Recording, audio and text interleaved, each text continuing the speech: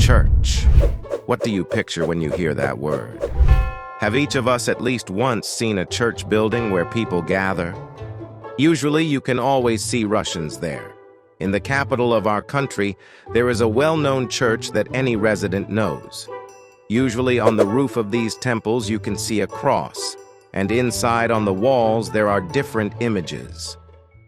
But if for some people the church is associated with a temple, for others it causes a negative association, for example, with a sect. Most people involuntarily flinch when they hear the word church. We have always been forbidden to go there. People are afraid that the sectarians will drag them in, deceive them, steal from them, and perhaps even kill them. How justified are such fears? Let's break it down. The word church itself sounds like ecclesia in Greek. This word meant people's assembly or gathering. The word church was used in the everyday speech of Greek-speaking people, and they did not associate this word with the Christian church in any way.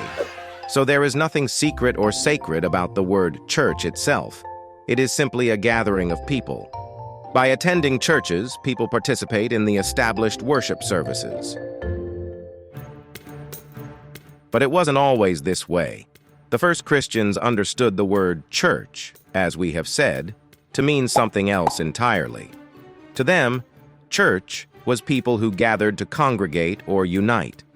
Jesus' first disciples and the many thousands of followers after Jesus' ascension did not gather in church buildings.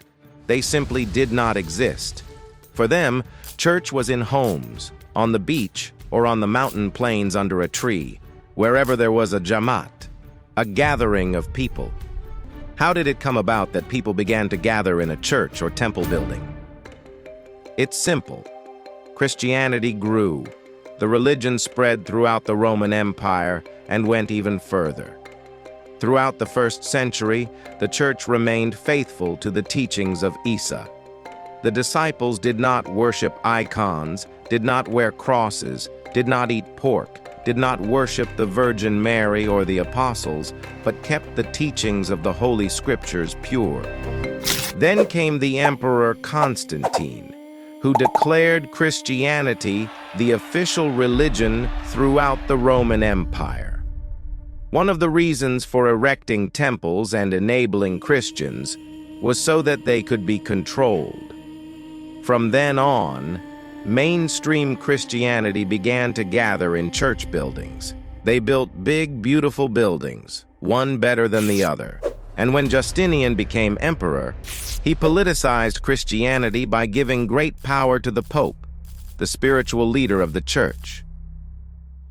Now the church appointed emperors and had strong political power. Paganism permeated the church, and it drowned in heresy.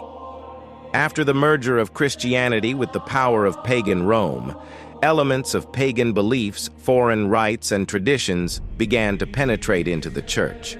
Soon the law of God lost its original meaning, yielding to the authority of church leaders who introduced their own rules, commandments, and customs. But temples continued to be built. They began to paint images of the apostles, Mary, mother of Jesus, emperors, and worship them. They began to pray to the cross and the images. Then Christianity divided into two main branches, Orthodoxy and Catholicism. By the way, the God in the Bible warned people that in the future delusion will penetrate into the church. As we can see, this is what happened. But not all Christians will go astray. A small portion of them will always be faithful to God, to the truths of Scripture, and will be persecuted by the majority.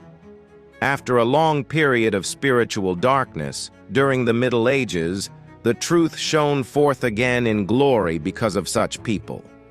People began to seek the true gospel and return to the pure teachings of the Bible. Thus came the Reformation movement, which led some Christians to abandon traditional Christianity. This movement gave rise to Protestant congregations that refused to worship people, images, and the cross. Instead of pompous and gilded temples, Protestants began to build simple additions for prayer and worship of God. Here is a brief description of the origins of church temples. The first church lived out the traditions of the Middle East, specifically Judaism. The first church of Jerusalem continued to circumcise children and practiced ablution, similar to Dawrat, for example. The disciples of Isa did not serve as images, cherubim, or pray through the Virgin Mary or through intermediaries to God.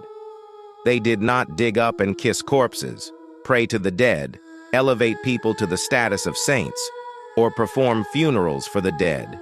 There is no such practice in Protestant churches today.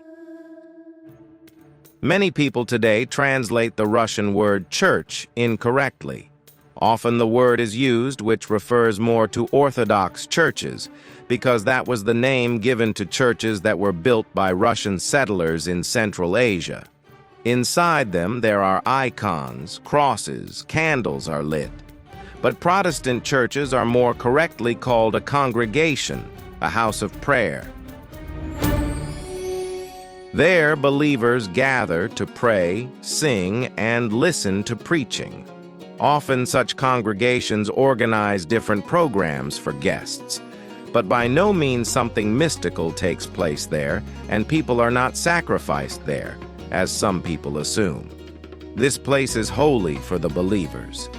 Would you like to attend a meeting of believers where true Christians gather, very much like true Muslims?